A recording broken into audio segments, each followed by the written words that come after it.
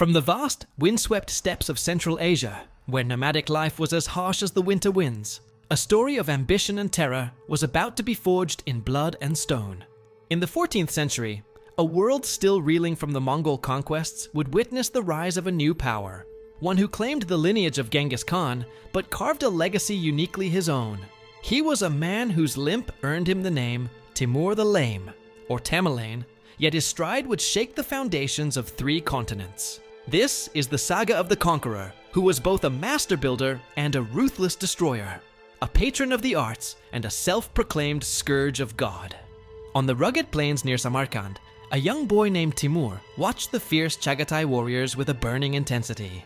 An injury had left him with a permanent limp and a partially paralyzed right arm, disabilities that would have relegated any other to a life of obscurity. But for Timur, this was not a weakness, it was fuel. He pushed his body beyond its limits, mastering the bow and the sword, his mind sharpening into a tool of strategic genius. Through sheer force of will, he transformed his physical limitations into a symbol of his unyielding resolve. This determined boy grew into a charismatic and fearsome leader, rallying disparate tribes under his banner. By 1370, he had seized control of the region, declaring himself the sovereign of the Chagatai Khanate and raising the standard of a new, formidable power, the Timurid Empire. With his dominion secured, Tamerlane set out to create a capital that would astound the world, a celestial city on earth. He proclaimed, "Samarkand shall be the jewel of the world," and poured the wealth of his conquests into its transformation. Grandiose mosques, towering minarets, and majestic madrasas rose from the dust, their domes shimmering in brilliant turquoise and sapphire blue.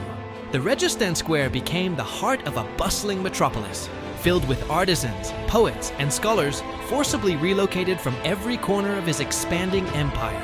Tamerlane, the fearsome warrior, was also a grand patron. He would walk the streets, overseeing the construction himself, a visionary architect planning a city meant to be a testament to his power and a paradise of Islamic art and culture, a shining beacon on the Silk Road. But the splendor of Samarkand was built upon a foundation of terrifying conquest. Tamerlane's ambition knew no bounds, and he unleashed his armies in a relentless storm of violence that dwarfed the campaigns of his predecessors. He saw himself as an instrument of divine wrath, the Scourge of God sent to punish the corrupt. His campaigns were marked by brutal efficiency and unimaginable cruelty. He clashed with the Golden Horde in the freezing snows of Russia, shattering their power forever. In 1398, he descended upon India, leaving the Sultanate of Delhi a smoldering ruin and its streets piled high with skulls. His most legendary confrontation came in 1402 at the Battle of Ankara, where he faced the mighty Ottoman Empire. There, he crushed the seemingly invincible army of Sultan Bayezid I, taking the proud Sultan captive in a humiliating display that sent shockwaves across Europe. By the winter of 1405, an aging Tamerlane, now in his late 60s, embarked on his most audacious campaign yet, the conquest of Ming China. He gathered an immense army, a force said to be the largest he had ever assembled, and marched eastward into the unforgiving blizzards of the Central Asian winter. But this time, his legendary willpower could not conquer his own mortality. The brutal cold overwhelmed the old warrior, and he fell gravely ill with a fever. The great conqueror, who had vanquished kings and toppled empires, was defeated by the elements. The invasion of China was abandoned, and his body was carried back in a somber procession to the magnificent city he had built. He was laid to rest in a grand mausoleum, the Gur-e-Amir, a tomb as splendid and imposing as his life had been.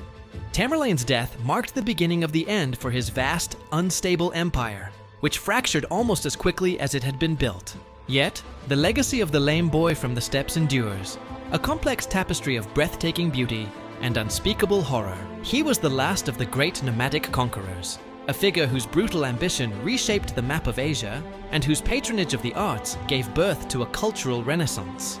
His story remains a powerful and often terrifying lesson on the dual nature of power, its capacity to create wonders and to unleash destruction on a scale that echoes through the centuries.